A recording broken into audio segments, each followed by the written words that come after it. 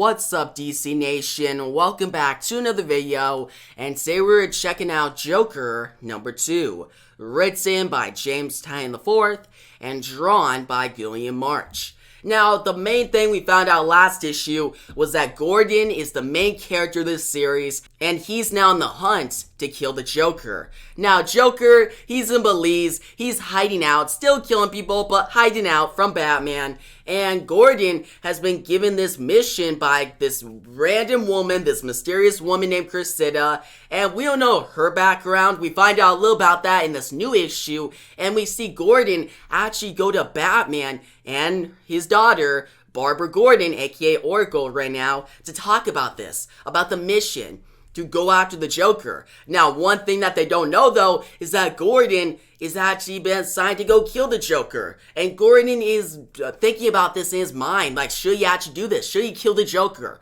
What will be the cost? So yeah, with that pretty much recap out of the way, if you guys are ready, let's dive into this issue. We pick up with Gordon asking this question: have you ever asked yourself how much the rest of your life cost?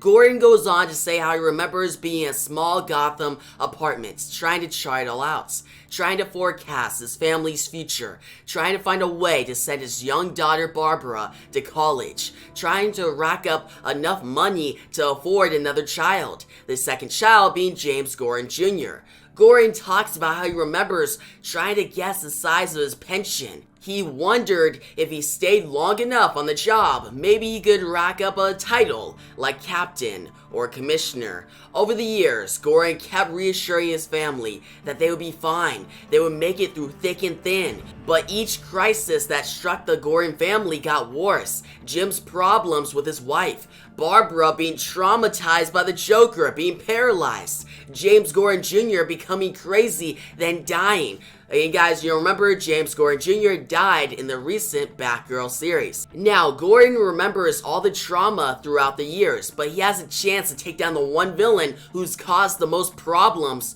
for the Gordon family, the Joker. He has a chance to kill the Joker for $25 million. But what is the cost? Is it so wrong for Gordon to bend his ethics just a little if it meant taking down an evil boogeyman? In the past, Gordon ran across the same dilemma when trying to support his family, but now he's lost a lot, and he needs to make a choice. We switch to Gordon on a balcony, waiting in the cold air at night in Gotham. Batman shows up. Now, it takes Batman a little time to arrive because there's no longer a bat signal. Mayor Nakano is against vigilantes, and anything like a bat signal has to be taken down. So Gordon instead uses his own tiny bat signal that can be seen just not as quickly as the original bat signal. From here, Gordon welcomes Batman inside and tells him everything.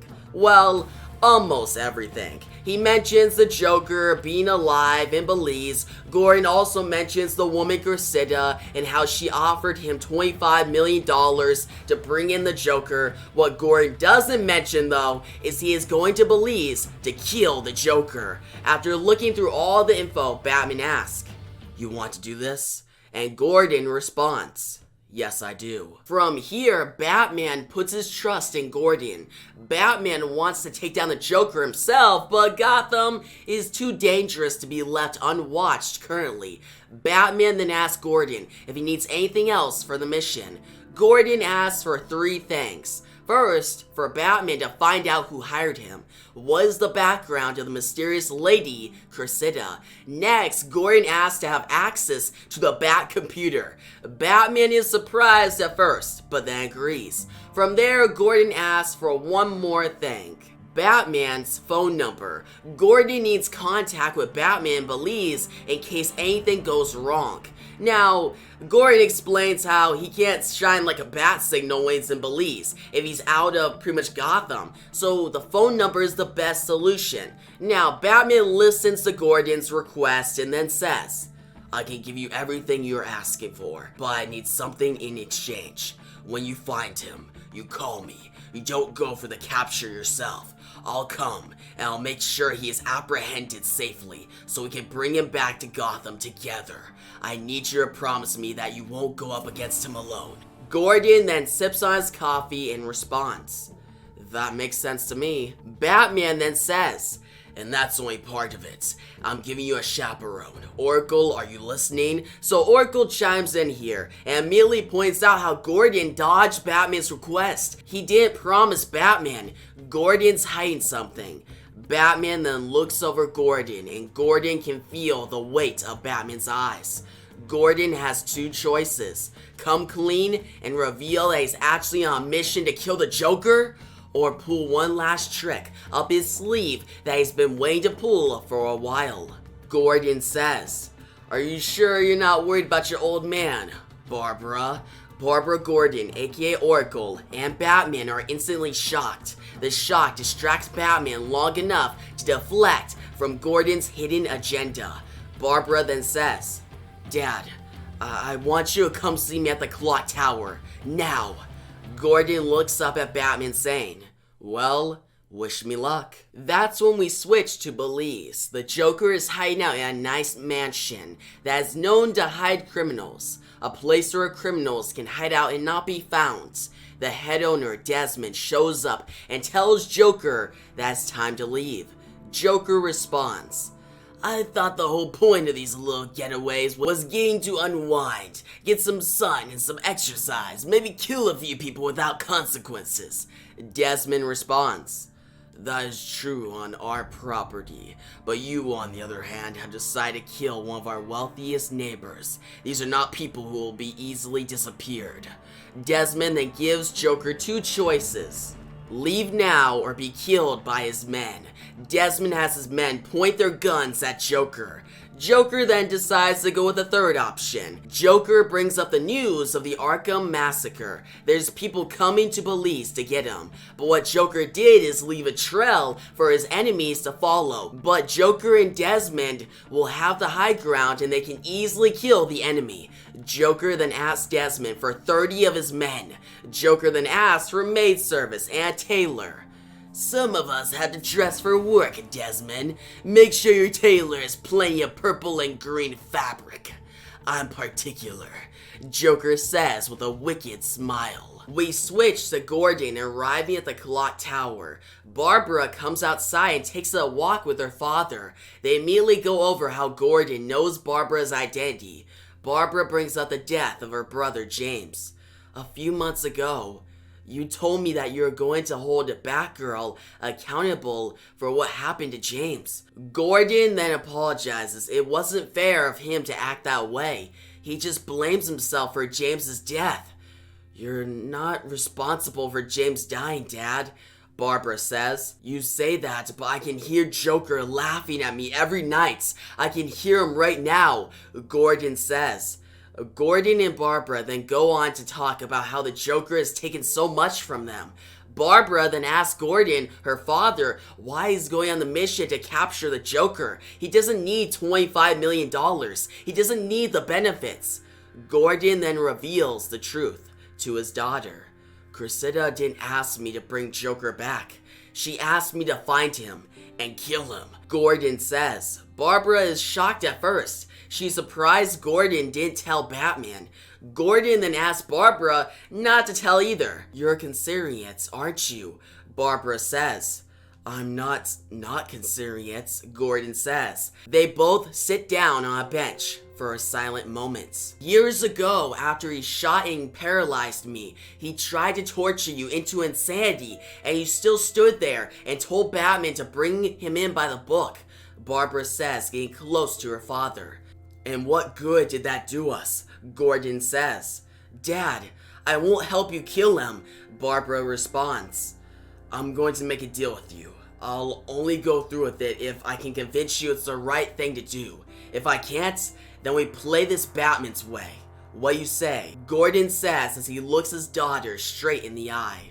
From here, we fast forward to Barbara and Gordon in the clock tower. Barbara gives Gordon access to the Bat computer and everything he needs on his mission. Barbara will help as long as Gordon gives her enough input. Barbara gives Gordon a phone that can contact Batman. but it'll also explode if Gordon does not check in with Barbara each day. Barbara proceeds to show Gordon all the files on the Joker. She warns him that Joker has wronged many people. Those same people are coming after him in Belize, but they won't care who gets caught in the crossfire of the retaliation. We switch to Hooper County, Texas. The Sampson family have a meeting. The leader of the family speaks about his baby brother being killed in the Arkham Asylum attack. The leader sends his family on a mission to get the Joker and bring him back to be killed.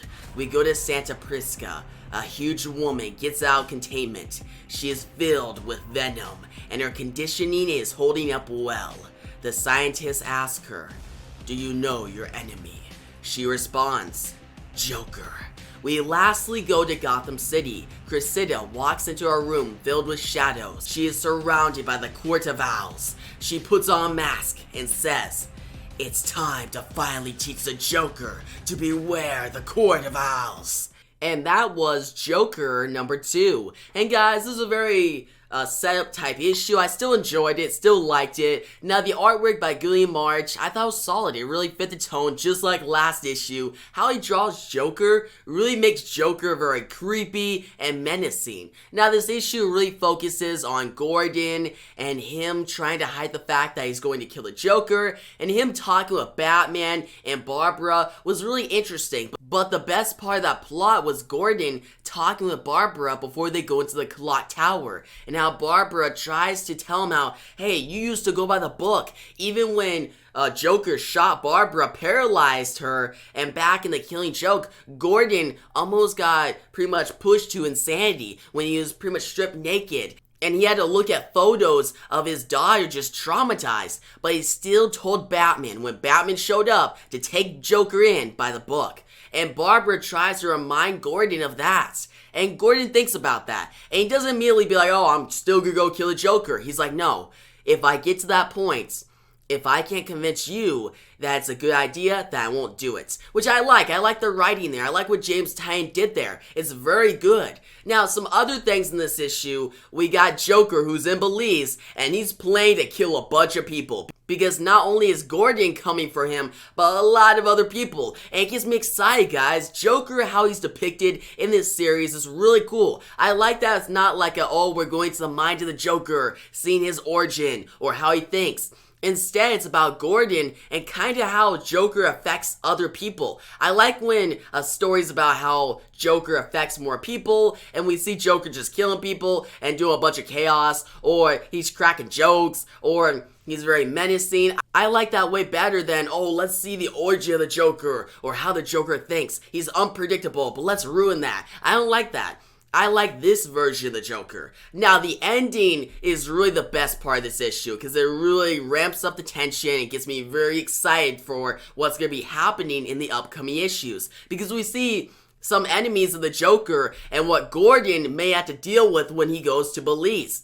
And these enemies are first the Sampson family, who they're more going after the Joker because one of their family members died in the Arkham Asylum attack, and they're thinking that Joker caused all that, and they're going after him, which I thought that was the least interesting. I still think it's cool, but it's less interesting than Gordon's whole mission and the other two enemies. Now, the other two enemies is the Bane girl, or the Bane woman. I'm trying to come up with a name for her, but we see she has venom, she gets out of containment, and she's ready to go. She knows her targets, so that's really gonna be like the brute character, the character that Gordon's gonna have to fight, and that's cool. But the best reveal in this issue is Cressida being a part of the Court of Owls. I thought that was really awesome. Now, I still think that Cressida's like henchman, like the big henchman from last issue is Bane, because he doesn't show up at all in this. So I'm thinking that's Bane, and that'll be a very cool twist at the end of this series. Now, back to Cressida. Seeing that she's a part of the Court of Owls makes a lot of sense, and it's gonna be cool to see the Court of Owls get involved with the Joker story. That's gonna be really great. I'm excited to see where this story goes. And yeah, this was another setup issue, just like last issue, but I think the next few issues are really gonna ramp it up. It's really gonna kick the momentum to like into high gear, get us really excited, and push this series from, alright, solid to amazing. I'm hoping, alright? But yeah, guys, I'm gonna give this issue of the Joker an 8 out of 10. It's solid, I recommend it. But you guys tell me your thoughts on this issue down below. What'd you give it from 1 to 10? And guys, if you like the video, give a big thumbs up, new channel. Make sure to subscribe, hit the notification bell so you don't miss out on my next Joker comic review.